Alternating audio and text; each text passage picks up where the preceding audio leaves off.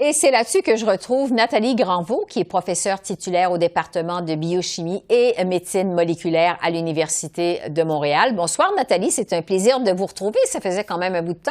Merci d'être avec nous. Bonsoir Esther. Évidemment, la levée de l'obligation vaccinale, c'est un soulagement pour bien des voyageurs à la veille des vacances, probablement aussi pour plusieurs fonctionnaires. Mais du point de vue de la santé publique, est-ce que c'est une bonne décision? C'est une bonne décision dans le sens où on avait un passeport vaccinal qui était resté à 2 doses. Alors, si on avait voulu aller plus loin et continuer de l'utiliser, il aurait fallu le mettre à jour et avoir un passeport qui soit au moins à 3 doses pour qu'on ait une certaine validité dans la protection contre l'infection et la transmission. Alors, on sait qu'avec 3 doses, ça diminue significativement la capacité à être infecté et à transmettre, ce qui n'est pas complet par contre, mais avec 2 doses, pour la majorité des gens qui ont encore 2 doses, ça date déjà d'il y a longtemps. Et là, on n'a plus vraiment de données qui supportent le niveau de protection contre l'infection et la transmission. Donc, c'est sûr qu'avec un passeport à 2 doses, ça devient plus difficile de le justifier. Mais quand le ministre des Transports nous dit en conférence de presse, comme ça a été le cas cet après-midi, que la décision de lever l'obligation vaccinale, c'est pas basé sur les délais dans les aéroports, parce qu'on le voit là, depuis des semaines aux nouvelles, mais c'est plutôt basé sur la science. Est-ce qu'on peut croire ça? Je pense que oui, dans le sens où je pense que le choix pour le gouvernement et la santé publique était de savoir est-ce qu'on garde le passeport et à ce moment-là, il faut le mettre à jour, il faut aller à plus de doses que 2 doses, ou alors avec 2 doses, on n'a plus la certitude de, au moins avec les variants qu'on connaît ici au Canada, qu'on a une protection qui a vraiment une utilité. Et le passeport a été beaucoup utilisé pour encourager les gens à aller se faire vacciner. Alors les gens qui sont encore à 2 doses, de toute manière, je pense que c'est beaucoup des gens qui, de toute manière, déjà l'ont fait leurs 2 doses, donc s'ils veulent aller chercher leur 3e dose, c'est pas le passeport qui va les inciter ou pas, c'est une capacité de protection. Donc l'utilité du passeport, effectivement, à 2 doses, elle est scientifiquement, on peut la discuter beaucoup plus. Oui, parce que le gouvernement a rappelé l'importance de la vaccination pour les autorités fédérales. C'est encore important d'encourager la population canadienne à se faire vacciner. La ministre Mona Fortier a aussi dit en point de presse cet après-midi, soyons clairs, la pandémie est loin d'être terminée. D'ailleurs, le gouvernement prévient qu'il pourrait réintroduire les mesures si un nouveau variant de la COVID-19 se pointe à l'horizon. Jusqu'à quel point ça vous semble une possibilité? Oui, c'est certain qu'il faut garder ça à l'esprit. Là, on est dans une situation qui est meilleure, qui est quand même encore fragile.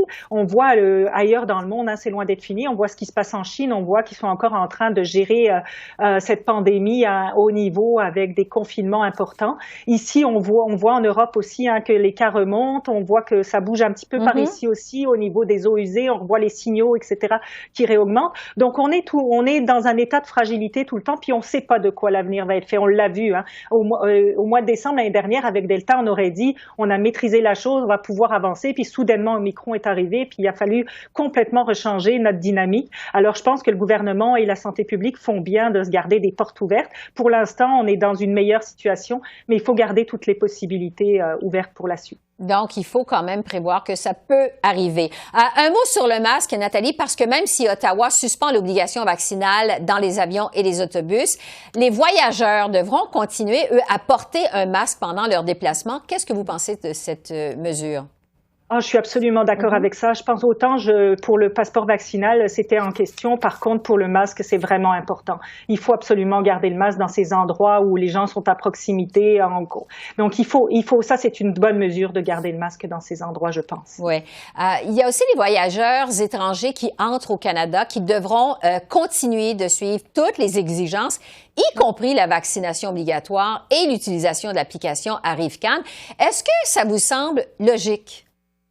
Oui, le contexte du passeport à 2 doses dans les variants qu'on connaît au Canada où on sait de quoi la population, qu'est-ce qui circule, ça s'explique. Par contre, on peut pas exclure complètement que une vaccination à 2 doses puisse protéger contre certains autres variants qui circuleraient ailleurs et qui prendraient pas le dessus grâce à cette vaccination à 2 doses. Donc, comme les gens viennent de l'extérieur et peuvent ramener des variants d'un peu partout, c'est que ça reste quand même une mesure qui est très utile de savoir que les gens qui vont arriver au Canada de l'extérieur vont avoir une vaccination avec une certaine protection. Oui, sur l'obligation vaccinale de façon générale, on a un petit peu de recul quand même sur la pandémie, même si, comme vous le dites, on n'est quand même pas sortis du bois.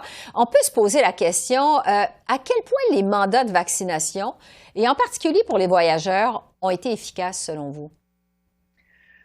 Pour les voyageurs, je saurais pas dire, j'ai pas les chiffres, mais je pense que ce qui a été très utile ici, on l'a vu au Canada, et peut-être, vous savez, on n'a pas de contrôle. Si on n'avait pas mis le passeport vaccinal, est-ce qu'on aurait eu les mêmes chiffres de vaccination? On a eu une très très bonne réponse de la population canadienne pour aller se faire vacciner.